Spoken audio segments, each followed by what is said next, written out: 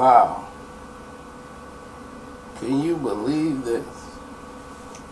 Well, nothing is shocking nowadays, but it's quick how the response was from the Oscars, the Academy Awards, with making a change to the voting system and the process of how the votes are done for the Oscars. So all those guys who were sitting there making their decisions about modern films or films they don't, and they got the good old boy mentality, it seemed like certain films were overlooked and not given a certain proper nod because it didn't reach certain people's standards of a film that they felt should have been up there. So, here's the letter the Academy sent due to the pressure that been put on them through media and everything else. So they sent it out to all the members. And it reads this: I realize, dear member, okay, let me not skip that. I realize the last few days have been tough for all of us, with so many voices in the mix. Last night, the Board of Governors made a series of courageous steps. Beginning later this year, each new member's voting status will last 10 years, and it will be renewed if that new member has been active in motion pictures during that decade. In addition, members will receive lifetime voting rights after 3 10-year terms, or if they have won or been nominated for an Academy Award. We will apply the same standards retroactively to current members. In other words, if a current member has not been active in the last 10 years, they can still qualify by meeting the other criteria. Those who do not qualify for active status will be moved to emeritus status. Emeritus members do not pay dues, but enjoy all the privileges of membership except voting. We have no reason to believe this will affect you receiving your screeners. This will not affect voting for this year's Oscars. We are confident this is a necessary step in the right direction, and we appreciate your support with this endeavor as we look to work out the details in the upcoming weeks and months. We will be in touch with you regularly to update you on the specific changes. So, there you have it. The Academy has made a step that they're going to make changes. And basically, let me break it down and what that really meant to the people that's listening who actually watch movies and don't know how the voting process is done. Now, the Academy have screeners that go out to certain members, and most of these guys have been sitting there since like the 60s. They've been sitting on the air, and they have their, like I told you, they good old boy ways of voting and choosing who should be there and who shouldn't be. And they might feel that these people are out of touch. That's been that way for years. We've always known it. There have been plenty of movies, plenty of people that should have won, but politics is the reason why they didn't win. And no matter if you were black, no matter if you were white, they made it up to you the next year. They gave you this, they gave you that. Will Smith should have won for Ali. They gave it to Denzel Washington for Training Day. Then Will Smith get up and leave. So look, we've all been through it. We've all seen it. It has happened all the way around the board. These are awards, okay? Of course, a lot of people want to get their hands on one and glorify one. Of course, the system who makes their money now, and the majority of it, off the African American and the minorities, because we go to the movies almost more than anybody else. Date nights, we run to the movies. Who go to the movies more than minorities? That's what we do.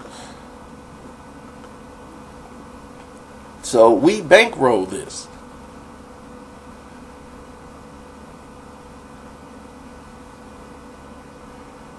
So in other words, the Oscars will make changes. Those guys who've been there for so long, there's going to be a revolving door after 30 years tops. You're out. You're in emeritus status. So 30 years in, look, we're gonna put you in emeritus status. You can still be in the member of the Academy. You're just not gonna be voting, and that's just it. I mean, something had to change if you want people to attend or watch this year's Oscars, and they didn't want to have that problem. But to point it out and say this is the reason why, and this is a major problem here, and we should have had this addressed. This should have been done last year. You know what I mean? Should have been done last year. But that's the only reason I had the problem with Jada Pinkett Smith, because Will Smith don't get nominated. Now here she comes. You know, and I just think that's a bad look. But I'm glad the Academy looked and saw that it was a major problem outside of Will Smith not being nominated for his movie. And hopefully the Academy, who gravitates promoting to African Americans and want everybody to get hip by using Chris Rock and playing hip-hop music to try to jazz everything back up and make it live and interesting again. Since the last time Chris Rock hosted, you know, Sean Penn and other people didn't want him up there anymore to do it because they didn't like the way he hosted it, but the people weren't watching the Oscars no more. People don't remember that. Whenever they go and tap a black guy on the shoulder and say, hey, can you be the host? Believe me, something went wrong. I'm trying to tell you, they ain't gonna run to no brother if they ain't got to. Something went wrong. So when they tabbed Chris Rock, he was the biggest comedian at the time in the world. So they was like, let's get Chris Rock up here. And that was the last thing they should have did, because Chris Rock was every bit of Chris Rock back there, and they couldn't handle it. Those monologues was killing them.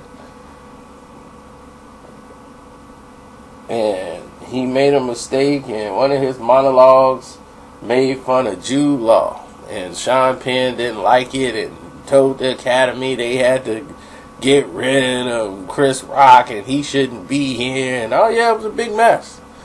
And this is the first time they got Chris Rock coming back now because of it. See, they got to get one of us to smooth over the genocide. You know, that's the way it goes. Let's get a brother to smooth it all over. Play some, on the commercial, play some jazzy hip-hop music while Chris Rock is going through the top 3 reasons you should tune in. Number 3, you get to see cleavage. Number 2, find out who died. So, what do you think about the Academy? I personally love movies. I love to watch the Oscars. I love to see certain movies win and get nominated. And it disturbs me when I have to see what happens in Hollywood, because I actually go to these films. I'm the one that saw Oscar Isaacs first and said, this guy's going to be a star. I saw Jennifer Lawrence and said, this girl's going to be a star. She's good. I didn't know how big they were going to become, but I knew they were way better than what anybody else could see. I saw Oscar Isaac in the most ridiculous movie ever called Sucker Punch and said he was the best thing I've ever seen in that movie. I said, this guy here can act. Now he's in everything. He was in my top 10 best movies of the year for a most violent year. If you ever watch my film reviews. And I said, this guy here can act. They're not even ready for the stuff that this guy can do. Now he's in Star Wars. He's in everything you see.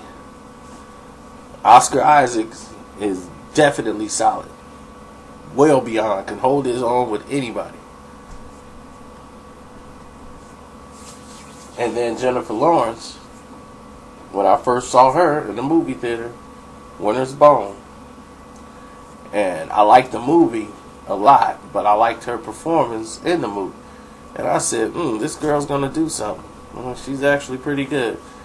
But I didn't think she would be as big as, like, what she is right now. But that's me. You know, I'm always watching movies, watching to see who's going to be the next star to come up to be great. I knew that they were pushing Michael B. Jordan to be that next guy to come up. A guy I never saw coming up and just came out of nowhere, who I never thought would be a guy that's getting a lot of roles, and that was Anthony Mackie. I never thought that he would be where he is right now. Never assumed. I saw him and stuff, just never thought, like, man, that was him.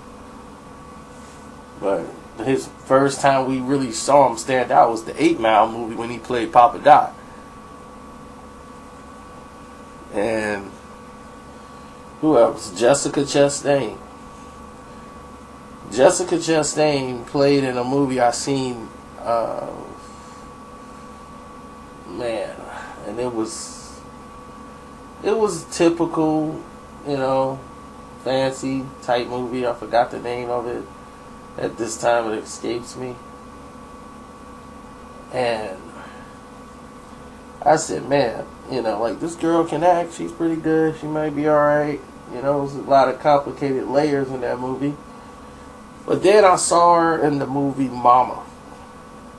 You remember Mama, the horror movie with the mom, the crazy spirit mom taking care of the kid. Mama comes out. And then I look at Mama and I said, oh, wow. It took me a while to realize that was Jessica Chastain in that movie. She played that performance so well, and it was so out of her comfort zone or zone of character to show her range. I said, hands down, this woman should have got it. Now, Cate Blanchett, she's a great actress. Great actress. Very strong. She's not Meryl Streep, but she's very strong in her performances.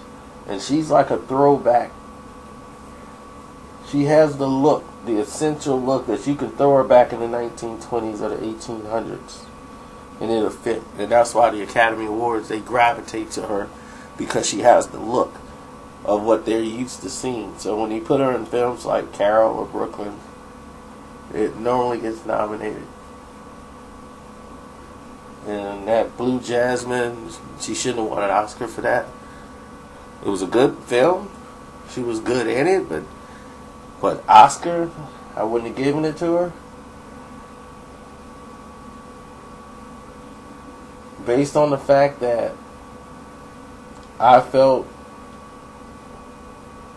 the person that should have won last year is the person that won. Didn't get I don't think she got the Golden Globe, or she did get the Golden Globe, but Amy Adams should have won for American Hustle. That was Amy Adams' breakout performance. She had a heck of a year, and that was definitely the one to break through the mold. She put her heart and soul in that role, and more than Jennifer Lawrence, you know, I like Jennifer Lawrence's performance in the movie. I just felt that Amy Adams was the glue to put that movie all together and put it on its back and take it to places where it needed to go. But here I am going on and on about movies. Love film, love movies, and I used to love to watch the Oscars, but I was sitting out this year. I didn't need Jada Pinkett to tell me to sit out. Once they didn't nominate certain actors and put people in there for politics, it's just enough's enough. So I was like, I'll just walk out this year, do something else. I'm still not watching it this year. So we'll see what happens next year, but I'm not watching it this year. I'm out.